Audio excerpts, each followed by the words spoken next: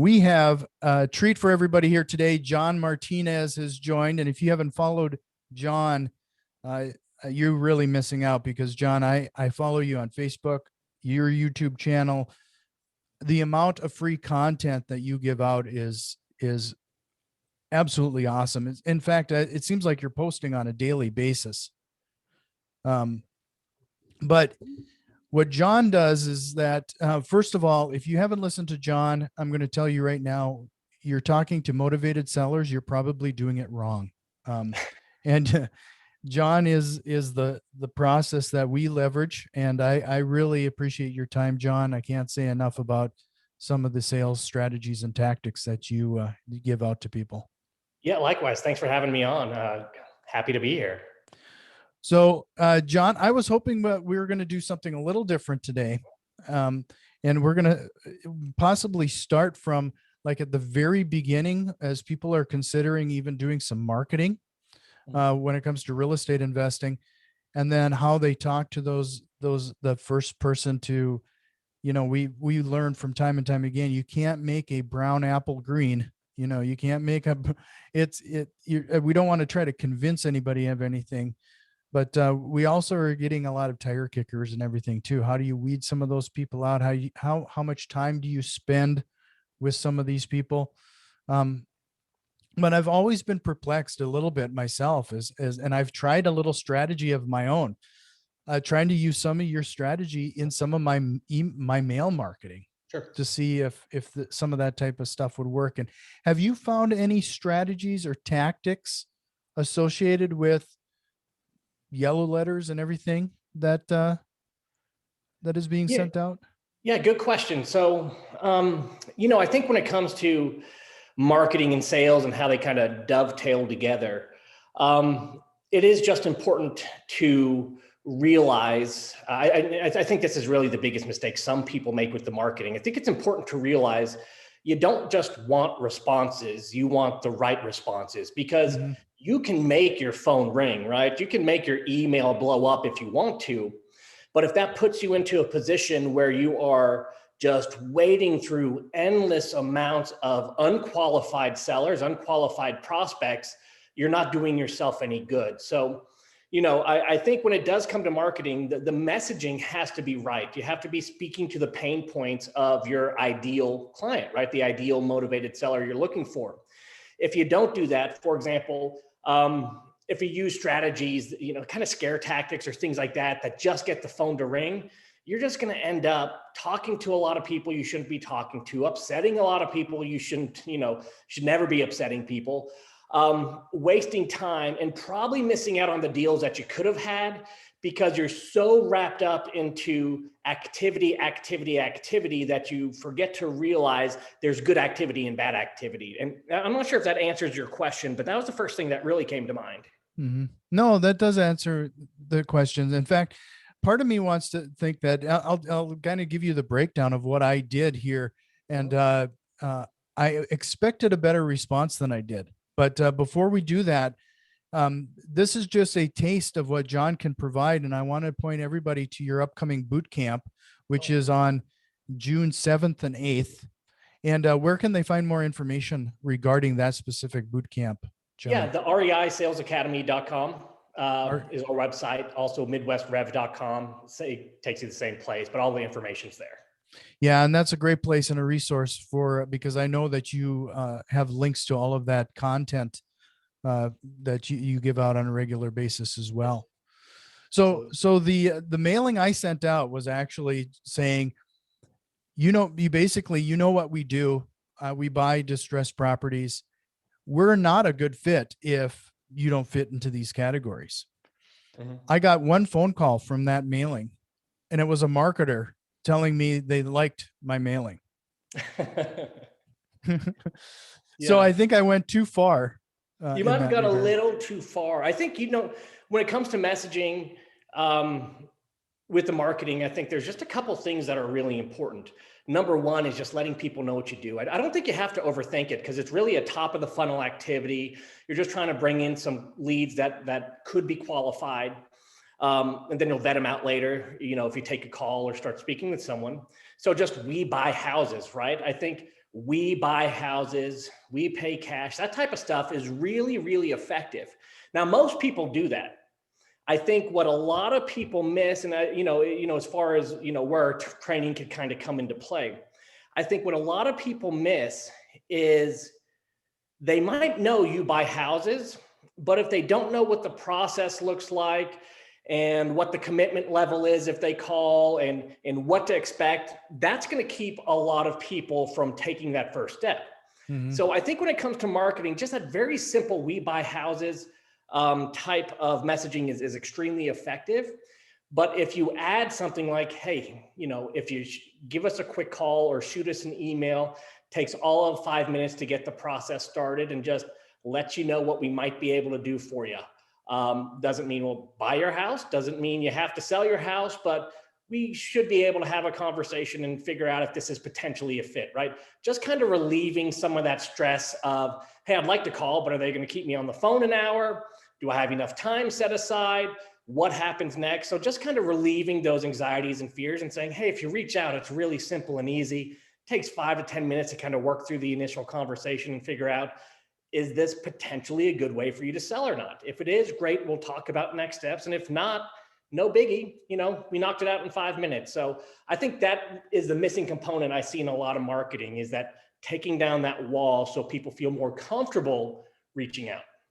Yeah, you bring up that quite often, the concept of setting the stage, letting them know that it's going to be X amount of time, and even when you start to hand it off to whether you're going to go to meet them in person, it's just that constant reminder of how long is it going to take, just setting those expectations. How important is that? It's extremely important, because if we just, you don't have to be in sales to just look at your own life and realize, if you don't know how long something's going to take or what's going to happen, we get scared and we don't take action, right? It's like, I'll give you 1,000 examples. Haunted houses. We all know haunted houses are fake, right? We all know there's not really ghosts and goblins and monsters around the corner. We know it's people dressed up, and we know there's no danger. We're not going to get hurt. But because we don't know what exactly is around the next corner and when someone's going to pop out, it scares us to death, right? When we don't know what's going to happen, even when we know we're in no danger, it's really, really scary. Another example, right? If a friend was to text you or call you and say, hey, can you do me a favor? Most people wouldn't immediately go, yeah, absolutely, anything, just name it. I don't care when it is, what it is, how much it's going to cost me, just go. The next question is going to be, what would you like me to do? What's going on, right? So the key here is, if we just look at our own lives, people just don't move forward. We don't take a next step. We don't feel comfortable unless we know what to expect. I think the ultimate example of this is, because this is my personal pet peeve, so it's the best example I can think of. My wife doesn't do this anymore, but I used to get the random text message that's like, hey, we need to talk. And when you don't know what we need to talk about, that can be just like soul crushing. Like, is something going on? Is this serious? Is somebody hurt? Is there trouble in the relationship? It could just be like, hey, do you want grilled cheese or mac and cheese for dinner? As simple as that. But when you don't know what to expect, the point is, people get filled with anxiety and fear, and we get scared to do anything. So setting the stage is critically important. Just always let people know what to expect. Sure. So, a lot of the people that we talk to are they're likely dealing with something, some sort of pressure somewhere else. Is this like one of the keys, setting the stage like this? Is that some of the reason, some of these people might finally come out of their burrow? They typically want to bury their heads in the sand, and they want to try to avoid anything and everything associated with their problems. Yeah, absolutely. A good investor or acquisition agent or salesperson's job is really to do one thing and one thing only, and it is to facilitate the most open and the most honest conversation possible. Now, there's a couple of things you want to talk about in that conversation, but that's it. If you're really good at allowing, at kind of setting up an environment where people feel comfortable just telling you everything that's going on, guess what they're going to tell you? They're going to tell you exactly how to sell them. They're going to say, here is what I need. Here is what I'm dealing with that I don't want to deal with anymore. Here is where I want to go and what I want that to look and feel like. And they're also going to tell you, hey, obviously I'm motivated, but here's all the things that have been keeping me from taking action. When we talk to motivated sellers, it's not like they've been motivated for one day. Usually they have, just like you mentioned, they've been dealing with something for a long time, but for one reason or the other, they haven't taken action. So when you have that extreme, open and honest conversation, you can determine quickly everything someone needs to hear and all the ways you need to structure a deal or share, about what you do in order to make them feel comfortable with moving forward. And then also uncover any concerns they have, any roadblocks, any speed bumps, anything that'll keep them from moving forward. And that really, really increases your odds of closing deals. Yeah. So, one of the things that I have learned pretty quickly, John, is that since implementing some of the strategies that you've talking about, not only many times I've found that the sellers are verbalizing their troubles to me for the first time. They've never faced it head on, or they've never admitted it out loud. Yeah, that's a great point, and I think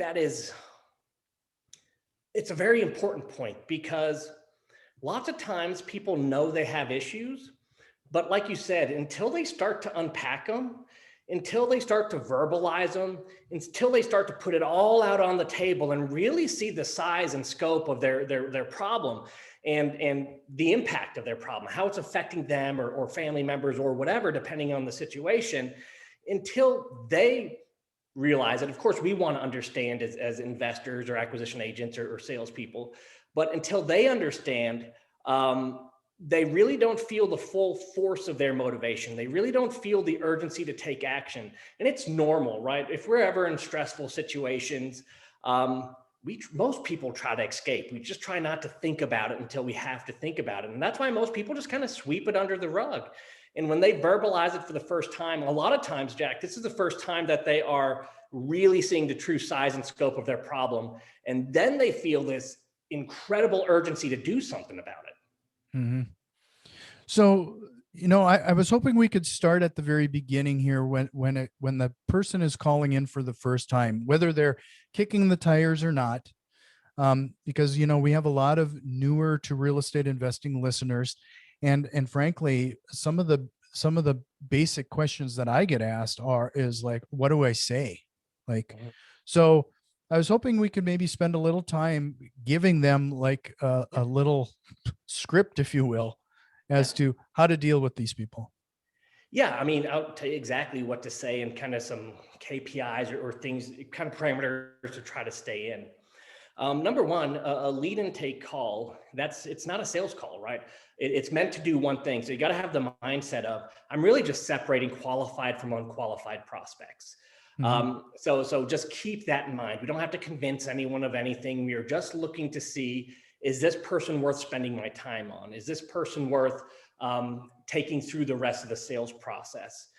So that's the goal. So we have to understand the goal, number one. Number two, a quick KPI, the best teams I work with. So, teams that are just really systematized, that do anywhere from 50 to 60 to 70 deals on a monthly basis, which means you've got to be dialed in tight, right? You got a lot of people sitting in different seats. Training is extremely standardized. It's tight. It's a tight ship, right? Those calls, usually their goal is, I want you on the phone with every lead. If they might be halfway qualified, right? Not if you pick up the phone and they say, I don't own a house, I have nothing to sell, you're not going to stay on the phone with them. But if they could be qualified, the goal for all of my top clients is, I want a double-digit phone call. I want 10 minutes to really scratch the surface, fully qualify them, and just touch a little bit, just enough on their situation we talked about increasing urgency to take action a second ago. Mm-hmm. Touch just enough on their situation to make them feel a pull, a drive to take some type of next step. Mm-hmm. So as far as scripting goes, again, setting the stage is super important. You can take these words and use them if you want to. If I was taking a lead call, and obviously modify this however you want. It'd probably sound like this. Hey, thanks for calling in to We Buy Houses. Usually people who call in want to know what we do, how we do it, how much we pay for houses or their house and that type of thing. Did you have those same types of questions? Hey, awesome. Listen, this is going to take 5 or 10 minutes just to run through some basic questions. Love to just find out a little bit about your property. And then we could start getting an idea of what we could possibly pay for your house. Do you have 5 or 10 minutes available to just shoot through some quick questions? Great. Listen, at the end, if we think we might have a fit, we'll go over potential next steps. If not, hey, it's 5 minutes down. At least we figured this out together. And that's a really good start, right? To set the stage. Now you can make that 30 seconds, 15 seconds, you can modify it, but I really just wanted to tell them what to expect. Now, if you don't do that, and you'll see this if you don't do it, you're going to start asking 3 or 4 questions and get shut down. Hey, how long is this going to take? Hey, why so many questions? I just wanted an offer, right? So you've got to set that expectation. If you don't, you'll feel that pushback. It will happen if you take enough calls. It'll happen consistently. So set that stage. And then your only real goal is to qualify the lead, number one. And then number two, just dive a little bit, just touch on their motivation to try to increase the odds of them moving to a next step. So as far as qualifications go, real simple. Do you have a property? Are you looking to sell? And there's, probably 5 or 10 different check boxes of motivation you can look for. Want to move quickly, don't want to deal with the realtor, financial distress, tired landlord. You're looking for any of those kind of telltale signs that you might have a motivated seller. So if you have any of those, usually for me, I'm taking that appointment, right? I don't need them to tell me on the phone. I think this is a huge mistake. So this is a great tip for new investors. Don't look for someone to tell you on the phone, I want 50% of ARV within 3 minutes. Everybody wants the most they can for their house. Everyone's fingers are crossed that, hey, maybe my house is worth 100, but maybe this is a perfect house for this guy and he'll pay 120 because he wants it, right? Nobody is going to say to you, hey, the house is worth 100, I'll take 30, right? So I see a lot of newer investors and they're looking for that type of motivation on the phone. And if people don't say, hey, I'll take 50% or 60% of ARV, they just go automatically, they're not qualified. Not true. All those conversations typically start, everyone wants 100% or more of ARV, normal, natural. Do not let that disqualify people. You're just looking for motivation, right? And there's some other, ways you can qualify. If you have too many appointments and things like that, you can look for equity and all those types of things. But usually, for 80% of investors out there, just some source of motivation is enough for them to go to the next step. After that, just diving into their situation a little bit. Something like, hey, listen, what prompted you to reach out today? I know that neighborhood. It's a great neighborhood. Why are you thinking about selling? And just tiptoe into their motivation. Just get some type of an idea. Even if they just talk about it for 60 seconds, 90 seconds, the way the human mind works, they will be more motivated to take action. We won't dive too deep into that, but that's it. So set the stage. Hey, here's what to expect on this call. We'll just run through some quick stuff, see how it ends. No pressure either way. Tell me about your situation. What's going on? Why are you considering selling? If you hear 1 or 2 signs of motivation, even just one, I would go ahead and set the appointment, right? And that appointment might be extending the phone call, having a longer phone call another time, a face-to-face visit, doesn't matter. But what you would do at that point is set those expectations again. Usually sounds like this. Hey, listen, sounds like we might have a fit here. That is a house I'm definitely interested in. I don't know yet exactly down to the penny what we can offer on it. Typically what the next step is a longer conversation so I can get to know more about the condition and the layout of the house and things like that, so I can get my offer dialed in. Usually, I'm going to pretend it's an on-site visit. We come out, you give me a quick tour. I'll ask you a little bit about your situation so I know how I need to put the numbers together just for you. And at the end of that thing, I'll give you an offer. Usually takes about 30, 45 minutes. If you love the offer, fantastic. We can talk about next steps. Hey, and if it's not going to work for any reason, no sweat. At least we gave this thing our best shot.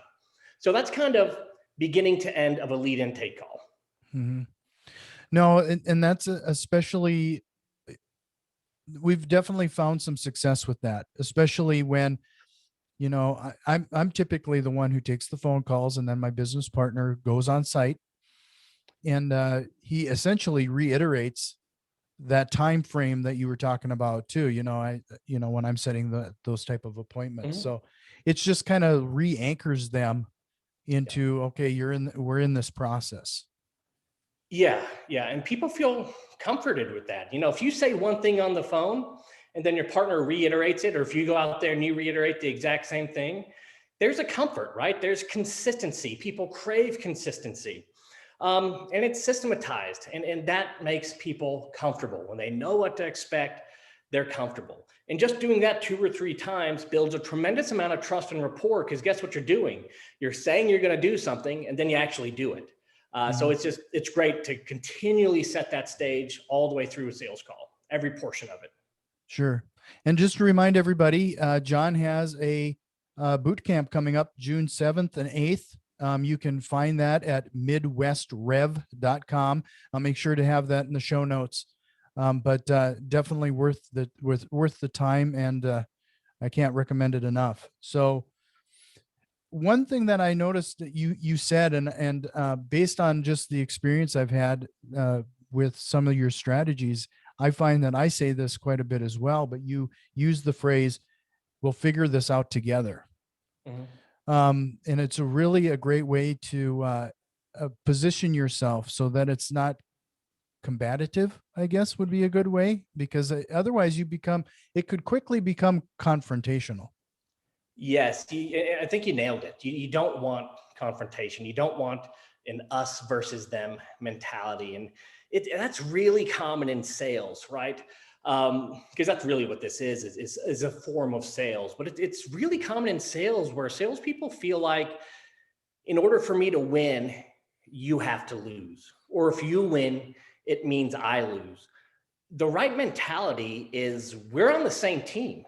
Let's just lay this all out and see where the cards, lie, see where the pieces fall. And that's the right strategy to have, because again, that's going to support that open and honest communication. You're going to learn exactly what these people need to hear to feel comfortable going forward. You're going to learn what their motivations are and why they want to take action. Then you can explain how you help do that. We'll help them do that. And you're also going to find out all their concerns and things that might hold them back. So you can go through and figure out if you can help them feel more comfortable with those things, or maybe have solutions for those. We call them deal killers, those concerns or deal killers or objections or whatever you want to call them. So yeah, I think that being on their side, being on their team is where you want to be. At the end of the day, with your marketing and with a lead qualification call, most of the people you're talking to are going to be a good fit. So then on a sales call, your only job is to help them self-realize, not convince them, not shove anything down their throats, but help them realize, this is a really good opportunity. This is a good way for me to get what I want. Yeah. No, that's an excellent point. Almost impossible to convince somebody to take some sort of action. They have to come to that realization themselves, and it really takes those questions and getting them to open up to really get them to guide them to their own realization. Yeah, it's almost like a counselor or a psychologist, right? If lots of people go to counseling now. I've been to counseling for various things throughout my life, and what you realize, and it's been very effective for me. And what you realize is, they don't tell you anything. They don't tell you what to do or how to do it, but through a series of questions, they help you self-realize, oh, here's what's going on, and here's what I need to do. And that's why the best investors and acquisition agents, they don't tell people what to do or what they should do. They just ask the right questions, so people self-realize, you know what? This is a big issue. I need to do something about it. And because of X, Y, and Z, I think this is the best way for me to do something about it. So questions and helping your seller self-realize what's best for them is the key to all of this. And if you do it right, most sellers will realize this is the right solution. Now, you might get some who realize this isn't the right solution. That just means they're not your perfect client. You don't have to do business with everyone. If you run a sales call right, an acquisitions call right, you will have plenty of business. And you don't want to sell people that aren't a good fit, because that's not helping them. That's conning them, right? So you don't want to do that anyways. So yeah, along the way, you're going to find a lot that are actually a good fit. They'll self-realize it. You'll close a good percentage of deals, the closable ones. And you'll also find some that you shouldn't do business with. If you did, that maybe you could, and if you did, it was going to be a huge headache or blow up on you down the line. It's okay to realize through this process that, hey, you are not the right fit as well. So I think that's another point that people have to realize, that you don't want to close every seller, because that means you're probably doing business with the wrong people. You just want to be able to identify those that are going to be a good client of yours, that you're a good fit for, and make sure that they realize you're a good fit. The problem is many investors and AMs go and talk to sellers who are a perfect fit, but they don't do a good enough job helping them realize that they're a perfect fit. And all those deals just kind of wash out the door. Right. And then what I also noticed is that your strategies has you position yourself so you're no longer chasing. Right. And I think that's another great example, is that chasing usually is a form of trying to convince, and we don't want to be in the position of chasing. And I see that early on, especially with newer investors. They get somebody calling in, and they're constantly chasing the shiny object. Yep. And that's actually a kind of a mindset change that you gotta learn to step away a little bit. Yeah, and it's hard to do, because sometimes you really want to convince them, right? You really want the deal. You might be able to see that this is perfect for you and perfect for them. And it's hard to have the mindset of, I don't need this and I don't want to push too hard. But one of the first negotiation books I ever read, back when I read books and didn't just listen to them on Audible, was Roger Dawson's, I can't remember the name of the book, but he's probably one of the best negotiators of his time. He was the Chris Voss of 20 years ago, right? Most people know Chris Voss now with negotiation. But in Roger Dawson's most famous book about negotiation, one of the lines that always stuck with me in there is, whoever wants it more loses. And there's a lot of psychology and science that goes behind that, but it's absolutely true. Whoever wants it more loses the negotiation, and in this case, usually loses the deal. When you push people, you push them away, right? What you want to do is kind of take a step back so they're drawn to you. So they start to tell you all the reasons why it makes sense to do business with you. The more you push them, the more you try to convince them, the more you want it and you need that deal, really the less likely you are to get it. And again, there's a dozen different reasons why that is when you go into the science of it and the psychology and how this all works. But to just kind of sum it up, you got to chill, you got to relax. You don't want to convince people. You want to just let them discover this on their own. And the way to do that is not pressuring them, pulling back, even just saying something, a little teeny tiny something every now and then, like, hey, listen, if it's a good fit, fantastic. If it's not, no big deal. I like to take it a step further and go, hey, here's how this works. We're just looking for a perfect fit. Out of every 5 people I talk to, maybe 1 is a perfect fit, and we end up buying their house. So if you're one of those 1 out of 5 that's a perfect fit, and we figure that out together, fantastic. If you're one of the 4 that it's just not perfect for, no worries at all. Right? Just letting people know that, hey, I'm not going to try to pressure you. I'm not going to try to make this happen if it shouldn't happen. Yeah. No, and another way that you've pointed out a few times to release that pressure, and you've brought it up in a couple of your scripts so far, is giving them an option of always saying no. Yeah. Yeah, they have that option. We know it and they know it. Most salespeople don't accept no's, though. They're taught that, always be closing type of mentality, which is now scientifically proven to be detrimental to close rates. The more times you attempt to close, the less likely you are to close a deal. And it's because of what we've been talking about, the pressure and all that kind of stuff. So yeah, you always want to relieve that pressure, and they are in control, right? You're not going to force them into signing anything. So just verbalizing that and say, hey, listen, you're the boss. If you want to sell, if you want to sell your house, my job is to make you the best offer possible and structured in just a way that it works for you and it works for me.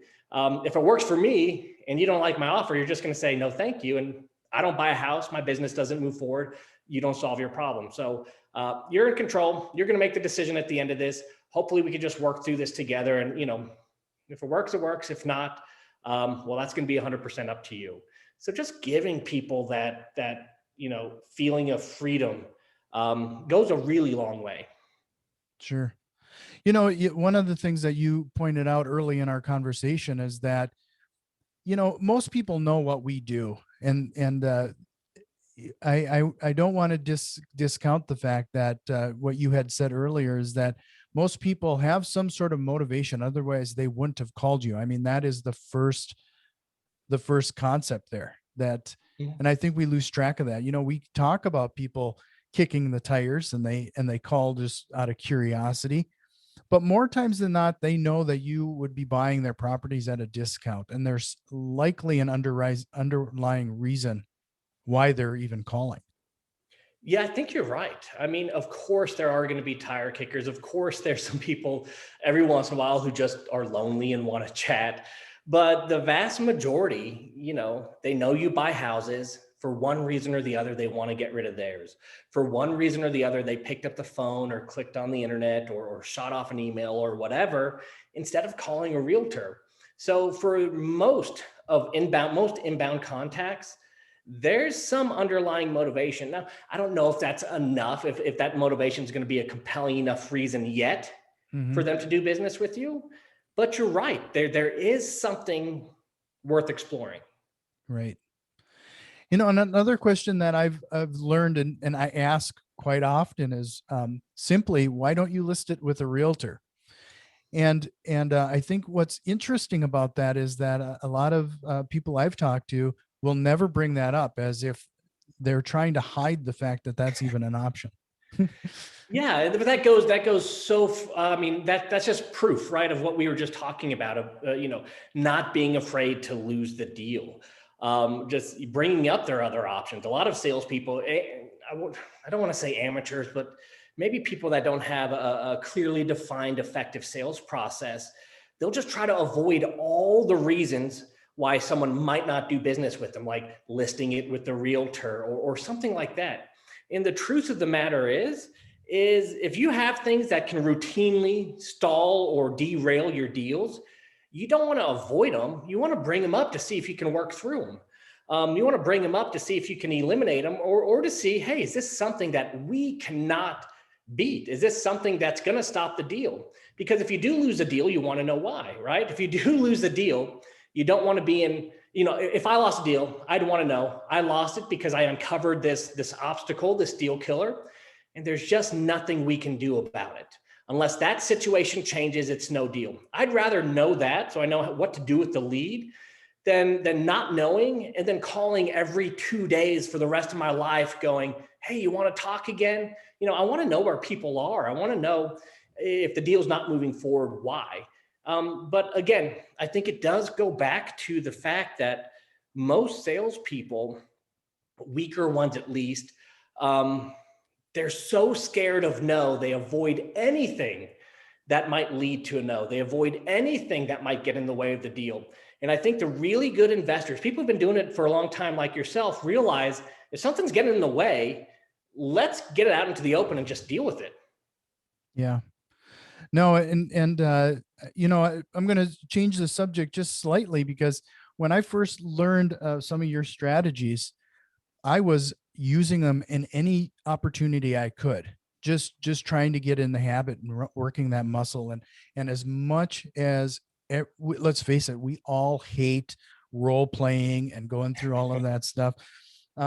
There's a lot of benefits associated with that, but I found that I was trying to, even when I was talking to other salespeople in other industries, I didn't have any desire to, or the ability to, I'm going to use this example. I went to a car dealership and I was looking at cars. Mm-hmm. So, and I wasn't really, you're there for a reason. You're probably looking at cars. But when we went for a test drive, I started essentially using some of your strategies towards him. And by the time we got back, I knew how he was incentivized. I knew how important it was to for him to sell this car to me. I knew, you know, by the time we got it, I was likely could have gotten the best price possible. I mean, Yep. it was interesting that this can be applied in so many different scenarios. Yeah, because at the end of the day, it's just communication. If you could just, what we wish we could do as salespeople is just go into and talk to a seller and say, okay, I've got this sheet of paper. Tell me every reason why you would consider doing business with me, and do one column, and then say, column number 2, tell me everything you're uncomfortable with, scared about, that might get in the way.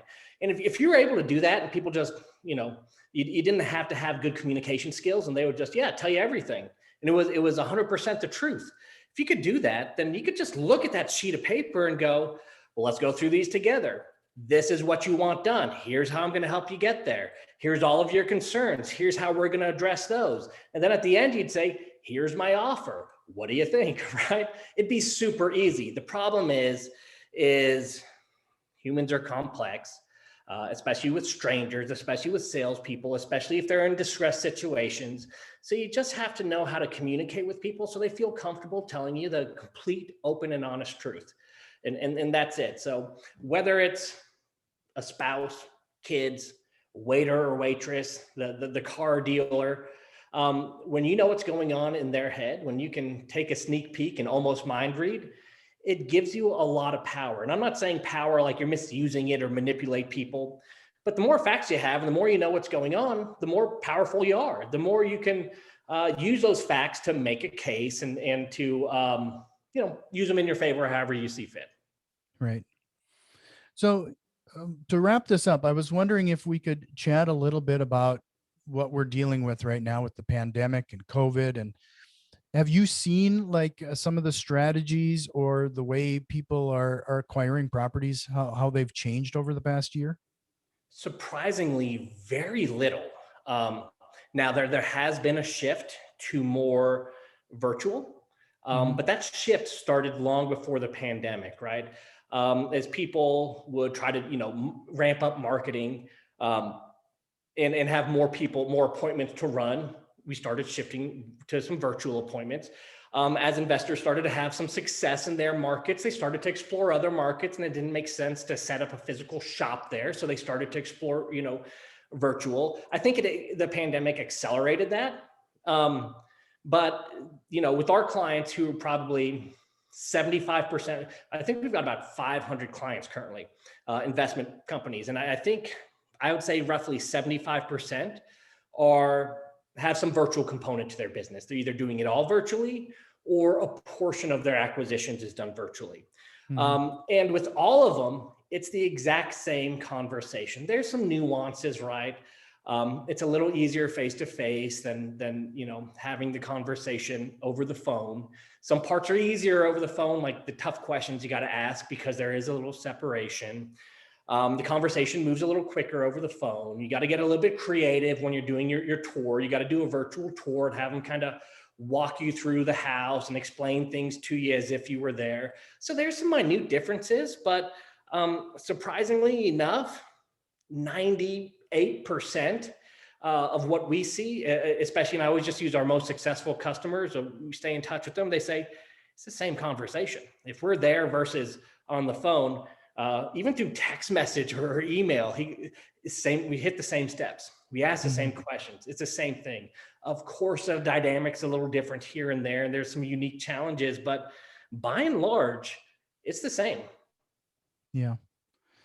So, well, I want to remind everybody again, the next boot camp is June 7th and 8th. You can go to midwestrev.com. I'll make sure to have those links in the show notes. And the one last question I try to end with is there a question you wished I would have asked you today? Oh, that's a great question. Let me see. Yes, there is. What I always like to share with people, what I wish you had asked was, do you have to have a special gift to be a salesperson? Especially in RE, we work in a lot of industries, but in real estate investment, a lot of people get into the business not because they want to be in sales, but they want to be in the real estate business, right? There's something about the business and the opportunity and everything that goes with it that is very appealing. And just like any business, you realize sales is a big piece of it. And a lot of people get into it and then realize, wow, there's this incredibly uncomfortable thing or thing I'm not used to doing or don't know how to do. Am I just not cut out for it? Do I not have what it takes? But the truth of the matter is, as some people are maybe a little more, maybe they're a little better at sales naturally, but you don't have to be a natural. You have to just have a process. It's just like accounting, right? There's no natural accountants. There's accountants that follow good processes and procedures, right? Even builders, right? People aren't just, in architects, people aren't just born a natural architect. They have formulas and procedures and processes they follow. And the more they stick to those and refine them, the better they get at their craft. Sales is the exact same. So for all the investors, which I usually find out are quite a bit, that acquisitions is their least favorite part of the job. It's not because you're not cut out for it. It's just usually because the right process isn't in place. So that's what I want to share first and foremost is don't let it discourage you. Don't let it push you out of the game. Look for a better process. No, that's a great way to end this. I really appreciate your time again, John. Again, make sure you head over to midwestrev.com and sign up for the next boot camp. Jack, it was a pleasure. Thank you, sir.